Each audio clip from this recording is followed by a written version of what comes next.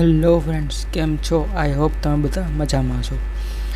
આજે ફરી આપણે એક નવી સ્કોલરશિપ વિશે વાત કરવાના છીએ. હવે સ્કોલરશિપનું નામ તો આપણે આગળ જાણીશું, તે પહેલાં જાણી લઈએ કે ક્યાં અપ્લાય કરવાનું રહેશે. જો તમે આપણી હમણાં આગળનો જો નવો વિડીયો છે સ્કોલરશિપનો, હમણાં પાસ્ટમાં ગયેલો છે, તે જોયો છે તો તમને ખ્યાલ હશે બડી ફોર સ્ટડી પ્લેટફોર્મ વિશે. હવે બેઝિકલી આમાં આ એક પોર્ટલ છે જ્યાં બધી સ્કોલરશિપ બેંકની અથવા કોઈ પણ કંપની જ્યારે સ્કોલરશિપ બહાર પાડે છે તો આમાં તે મૂકે છે અને સ્ટુડન્ટ અહીંથી ઇઝીલી એપ્લાય કરી શકે છે. આ સ્ટડી ફોર બડીનું પોર્ટલ છે, જે લિંક તમને ડિસ્ક્રિપ્શનમાં અવેલેબલ થઈ જશે. આ સ્ટડી ફોર બડીનું પ્લેટફોર્મ છે. આટલી સ્કોલરશિપ આમાં હોય છે, દર વર્ષે આના પ્લસ હોય છે. સ્ટુડન્ટ એટલા હેપી છે આમાં, એટલા સ્ટુડન્ટને સ્કોલરશિપ મળેલી છે અને 900+ કરોડ ફંડ મેનેજ કરે છે આ પોર્ટલ. એટલે વિચારી શકો છો કે આ કેટલું હેલ્પફુલ છે તમારા માટે. હવે આજે આપણે જે સ્કોલરશિપની વાત કરીએ છીએ તેના માટે તમારે અહીંયા સર્ચ કરવાનું રહેશે IDFC. જ્યારે તમે IDFC સર્ચ કરશો ત્યારે અહીંયા સ્કોલરશિપ બતાડશે IDFC first bank MBA scholarship program 2026-28. તમારે જસ્ટ આની ઉપર ક્લિક કરવાનું રહેશે. જ્યારે તમે તેની ઉપર ક્લિક કરશો ત્યારે તમારી સામે આવું કંઈક ઇન્ટરફેસ જોવા મળશે. ફર્સ્ટ ઓફ ઓલ તમારામાં એપ્લાય કરવા માટે આ પોર્ટલ પર રજિસ્ટર કરવાનું રહેશે અને જો તમારું એકાઉન્ટ પહેલેથી જ હોય તો જસ્ટ તમારે લોગિન કરવાનું રહેશે. જ્યારે રજિસ્ટર કરો છો ત્યારે કોઈ એવી ખાસ બહુ મોટી માહિતી માગતા નથી. જસ્ટ તમારું આધાર કાર્ડ વેરિફિકેશન, ફોન નંબર ને બેઝિક તમારી માહિતી માગે છે. તમે ઇઝીલી આમાં ઓપન કરી લેશો, રજિસ્ટ્રેશન થઈ જશે. ત્યારબાદ લોગિન કરી હવે આપણે આ સ્કોલરશિપ વિશે જાણીએ તો સ્કોલરશિપ છે IDFC ફર્સ્ટ બેંક MBA શિષ્યવૃત્તિ કાર્યક્રમ 2026-28. હવે બેઝિકલી HDFC બેંક MBA શિષ્યવૃત્તિ 2026-28 પૂર્ણ સમયના MBA અભ્યાસક્રમના પ્રથમ વર્ષનો અભ્યાસ કરી રહેલ વિદ્યાર્થી માટે જરૂરિયાત આધારિત નાણાકીય સહાય કાર્યક્રમ છે. જ્યારે તમે તમને જે સ્કોલરશિપ છે તે ફર્સ્ટ યરમાં હશો ત્યારે જ મળશે. જો તમે અધવચ્ચેથી ફોર્મ ભરશો, એટલે કે ફર્સ્ટ યર થઈ ગયું છે અને સેકન્ડ યર ચાલુ છે તમારું, ત્યારે એપ્લાય કરશો તો આ સ્કોલરશિપ મળવાપાત્ર રહેશે નહીં. જ્યારે તમે ફ્રેશ ન્યૂ સ્ટુડન્ટ છો ત્યારે જ તમને આ સ્કોલરશિપ મળવાપાત્ર છે. IDFC ફર્સ્ટ બેંક દ્વારા એક પહેલ છે જે રૂપિયા 6 લાખથી ઓછી વાર્ષિક કુટુંબિક આવક ધરાવતા પરિવારોના વિદ્યાર્થીઓને સહાય કરવા માટે રચાયેલ છે.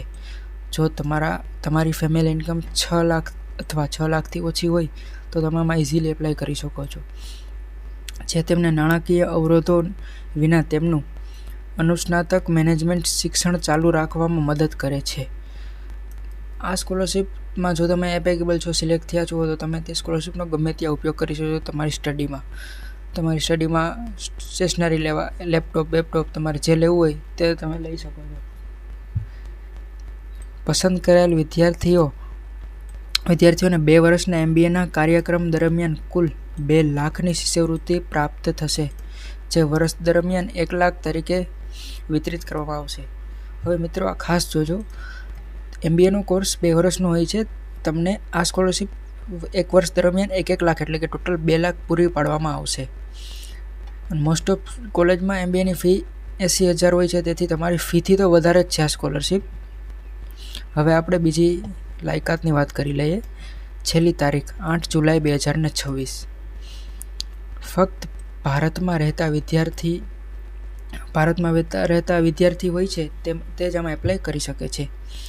વિદ્યાર્થીઓ જે 2026ના વર્ગ માટે 2 વર્ષના પૂર્ણ સમય MBA પ્રોગ્રામના પ્રથમ વર્ષમાં અથવા તેના સમકક્ષમાં નોંધણી કરાવેલ આવશ્યક છે. જેમ મેં તમને આગળ કીધું એમ તમે ફર્સ્ટ યરમાં હોવા જોઈએ ત્યારે તમે આના માટે એપ્લિકેબલ છો. અરજદારોને જોડાયેલ દસ્તાવેજમાં સૂચિબદ્ધ MBA કોલેજમાંથી એકમ નોંધણી કરાવવી આવશ્યક છે. હવે મિત્રો, આના માટે બધી જ કોલેજ એલિજિબલ નથી. જ્યારે તમે આ લિંક ઉપર ક્લિક કરશો ત્યારે તમને કોલેજનું લિસ્ટ બતાવવામાં આવશે, જે તમને હું લાસ્ટમાં બતાડીશ.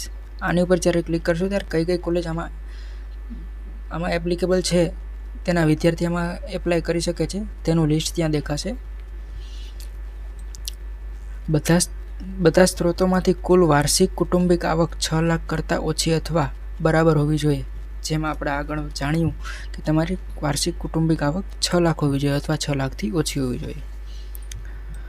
અરજદારો પાસે તેમના આધાર નંબર સાથે જોડાયેલ માન્ય મોબાઈલ નંબર હોવો આવશ્યક છે. મિત્રો ખાસ આ વાક્ય નોંધમાં લેજો.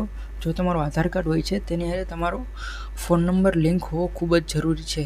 તેનું કારણ, ફર્સ્ટ ઓફ ઓલ, તમે બેંકમાં તમારું આધાર કાર્ડ આપેલું હશે તો ઓટીપી માટે આધાર કાર્ડમાં નંબર લિંક હોવો ખૂબ જરૂરી છે, જેથી કરીને તમારે સિલેક્ટ થાવ છો તમે તો કોઈ પણ પાછળ વાંધો ના આવે. તે માટે આ ખાસ નોંધણી લેજો.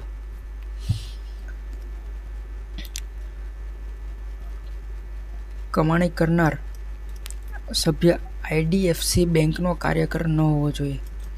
તમારે આ વાક્યની ખાસ નોંધ લેવાની છે. જો તમે આમાં એપ્લાય કરો છો તો તમે તેનું ધ્યાન રાખજો કે તમારા ફેમિલીમાંથી કોઈ પણ આમાં આ બેંકમાં જોબ કરતું હોવું ન જોઈએ.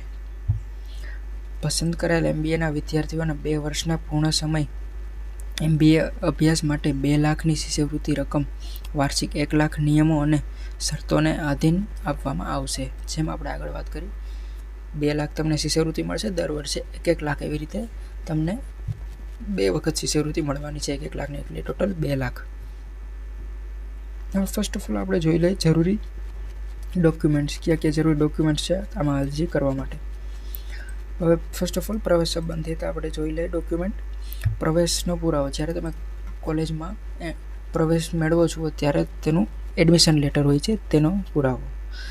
તેમાં સાફ સંસ્થાનું નામ, પ્રવેશનું વર્ષ અને બેચ, તમે કઈ બેચમાં છો તેનું પ્રમાણ હોવું જરૂરી છે.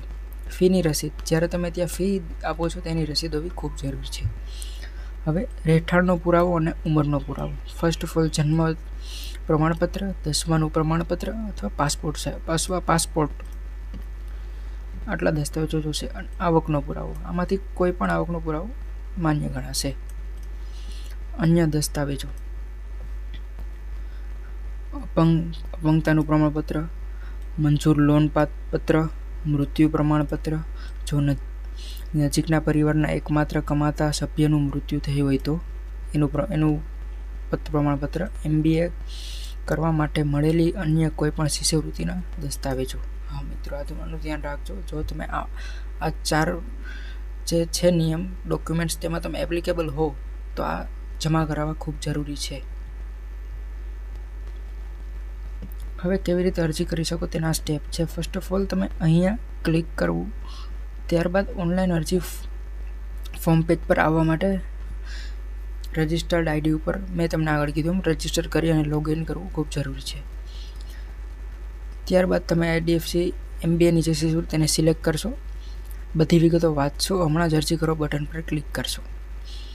તમારી યોગ્યતા તપાસો અને તમારા આધાર કાર્ડ મોબાઈલ નંબર લિંકની ચકાસણી કરો. હા મિત્રો, તેની ખાસ હજી પણ હું તમને કહું છું, આધાર કાર્ડ હારે મોબાઈલ નંબર લિંક હોવો ખૂબ જ જરૂરી છે. અરજદાર લોગિન URL, યુઝર ID અને પાસવર્ડ ધરાવતો સ્વાગત સંદેશ મોકલવામાં આવશે.